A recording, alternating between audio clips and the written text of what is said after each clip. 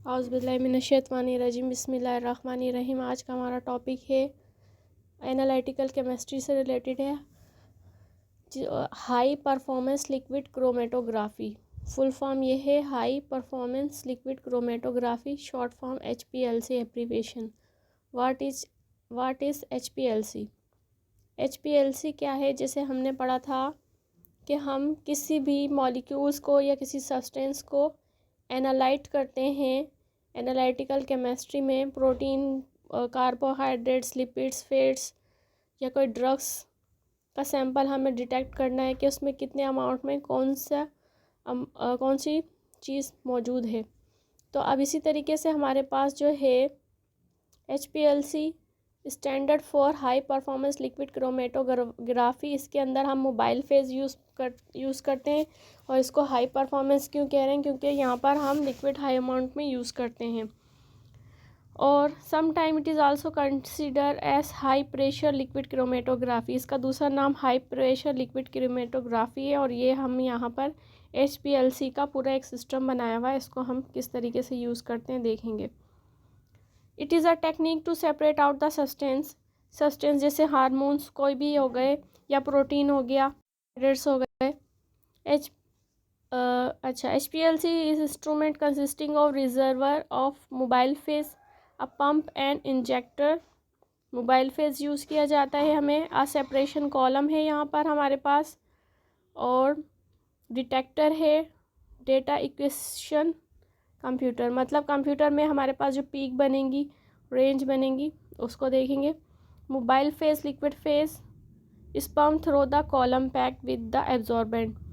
अब यहाँ पर हमारे पास जो है, अभी पूरा पढ़ के फिर मैं इसके तस्वीर की डायग्राम की मदद से भी बता दूँगी। The mobile phase, liquid phase, pump through the column pack. अब ये बोल रहे हैं कि मोबाइल फेज में हमने यहाँ पर जो है, ये हमारा HPLC में हमारे पास जो सॉल्वेंट है, फेज में हमारे पास जो है हमने कोई भी सॉल्वेंट लिया, सपोज करें यहाँ पर हमने प्रोटीन का सैंपल लिया। HPLC पंप है जो यहाँ से इसको, यहाँ पर HPLC पंप यहाँ पर हमने डाला। और सॉल्वेंट हमारे पास, लिक्विड परफॉर्मेंस की बात करें तो मोबाइल फेज में हमने कोई लिक्विड यूज़ किया, वाटर यूज़ किया एज ए सॉल्वेंट।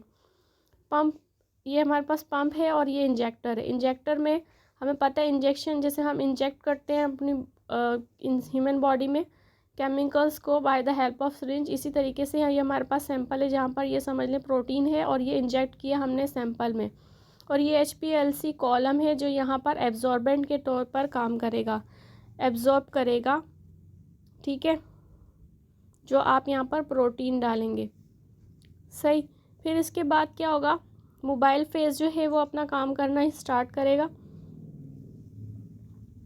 अच्छा जी, the column pack with the absorbent. जब हमारा एक कॉलम पैक है, ये एब्जॉर्बेंट है जो अभी हमने देखा, और hence separation become more rapid. अब यहाँ पर सेपरेशन का काम स्टार्ट होगा। यहाँ पर सपोज करें कि यहाँ पर ये जो एब्जॉर्बेंट है कॉलम, यहाँ पर हमारे पास प्रोटीन पार्टिकल्स मौजूद हैं और ये एब्जॉर्बेंट के तौर पे काम करेगा। तो यहाँ पर प्रोटीन में से जो हमें चीज़ें हैं उसमें मिनरल्स हैं, अमाइनो एसिड का बना हुआ होता है, तो वो इसके अंदर एब्जॉर्बेंट का काम शुरू कर देगा। Flow rate of solvent affect the resolution of sample evaluation and give signal to the detector. अब यहाँ से जो अमाउंट में हमारे पास जो डिज़ोल्व किया है एब्जॉर्बेंट ने, जो अमाइनो एसिड वगैरह जो प्रोटीन के सैंपल को डिटेक्ट किया है, यहाँ पर भेजेगा डिटेक्टर के पास, और इसमें से जो वेस्ट मटेरियल होगा वो वेस्ट आउट हो जाएगा और डिटेक्टर डिटेक्ट करना शुरू कर देगा। कॉलम से जो रीडिंग आएगी, the detector note it evolution and give the signal to the